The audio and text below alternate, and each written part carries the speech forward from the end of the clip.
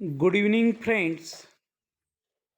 आपण दैनंदिन व्यवहारात लेटर हा शब्द वापरला असेल किंवा लेटर हा शब्द ऐकला असेल. आपण शाळेत असताना आपल्या इंग्रजीच्या शिक्षकांनी आपल्याला शिकवलं लेटर रायटिंग. LETTER. लेटर म्हणजे पत्र. लेटर म्हणजे काय? पत्र लिहिणे. पण आजचा जो लेटर शब्द आहे ज्याच्याविषयी मी आपल्याशी डिस्कशन करणार आहे, हा LATER. हा लेटर म्हणजे नंतर. LATER लेटर म्हणजे नंतर आणि LETTER लेटर म्हणजे पत्र. राईट. मग हा जो काही शब्द आहे लेटर, ज्याचा अर्थ नंतर असा आहे मराठीत, तर हा लेटर शब्द नेमकं इंग्रजी वाक्यांमध्ये कसा वापरला जातो आणि इंग्रजी वाक्यांमध्ये वापरल्यानंतर त्याचा काय अर्थ होतो हे देखील मी आपल्याला सांगणार आहे. पहिलं वाक्य आहे सी यू लेटर, नंतर भेटू. सी यू लेटर, नंतर भेटू. कॉल मी लेटर, मला नंतर फोन कर. आय विल कम लेटर, मी नंतर येईन. ईट लेटर, नंतर खा. डू इट लेटर, ते नंतर कर. टॉक लेटर, नंतर बोलू.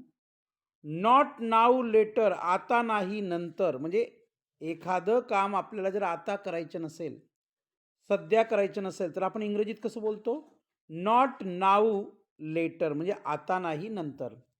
ट्राय अगेन लेटर, नंतर पुन्हा प्रयत्न कर.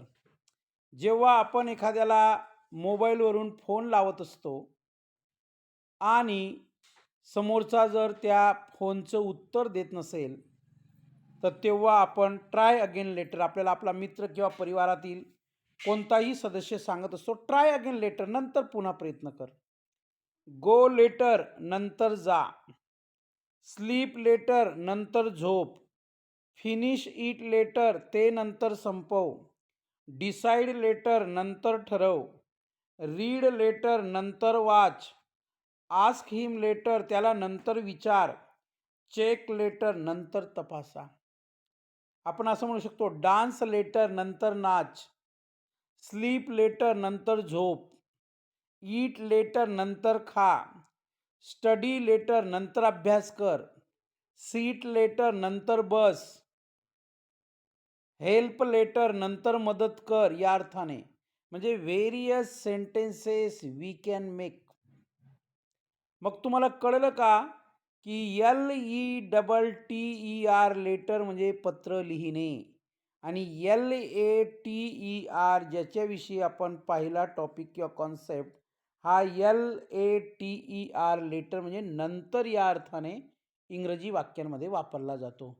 मग नेमकं लेटर आणि लेटर या दोन शब्दांमध्ये काय फरक आहे हे मी आपल्याला सांगितलेलं आहे. आणि LATER लेटर म्हणजे नंतर हा शब्द कशा आणि केव्हा वापरला जातो हे देखील मी आपल्याला एक्सप्लेन केलेलं आहे. पुन्हा आपल्याला एक कॉन्सेप्ट मला अजून समजवायची आहे. ती कॉन्सेप्ट म्हणजे इंग्रजीमध्ये सूनर शब्द देखील वापरला जातो. SOONER. सूनर म्हणजे एखादी गोष्ट लवकर करणे. सूनर म्हणजे काय? एखादी गोष्ट लवकर करणे. मग जसा लेटर हा शब्द इंग्रजी वाक्यरचना बनवण्यासाठी वापरला जातो, त्याचप्रमाणे सूनर हा शब्द देखील इंग्रजी वाक्यरचना बनवण्यासाठी वापरला जातो. तर सूनर म्हणजे काय? लवकर. बघा, कम सूनर, लवकर ये. द सूनर द बेटर, जेवढ्या लवकर तेवढे चांगले. फिनिश इट सूनर, ते लवकर संपव. स्टार्ट सूनर, लवकर सुरू कर. लिव्ह सूनर, लवकर निघ. डू इट सूनर, ते लवकर कर. आय नीड इट सूनर, मला ते लवकर हवे आहे. कॉल हिम सूनर, त्याला लवकर फोन कर. वेकअप सूनर, लवकर उठ. रीच देअर सूनर, तिथं लवकर पोच. ईट सूनर, लवकर खा. डिसाईड सूनर, लवकर निर्णय घे.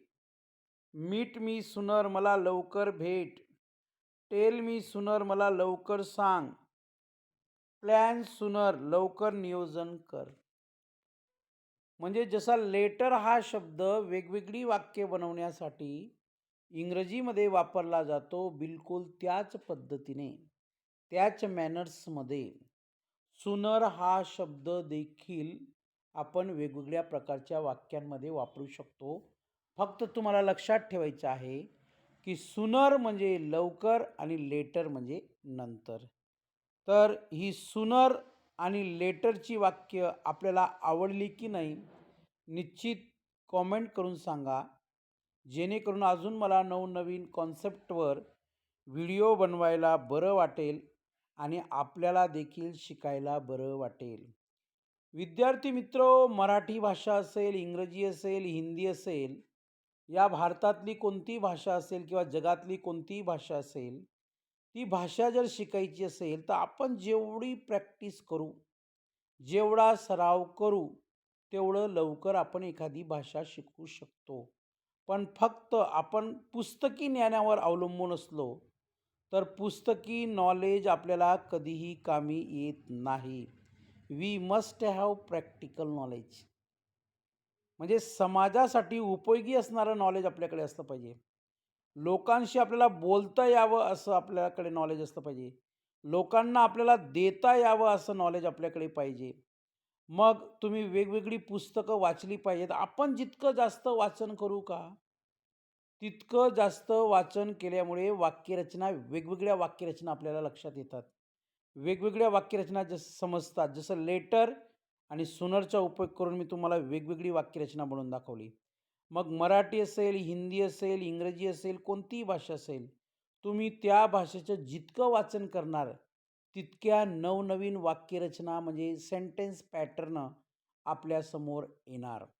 तर निश्चितच हा व्हिडिओ आपल्याला आवडला असेल असं गृहीत धरतो आणि या पॅटर्ननुसार तुम्ही अनेक वाक्य बनवण्याचा प्रयत्न करणार. तर सगळ्यांना thank you very much. Good night.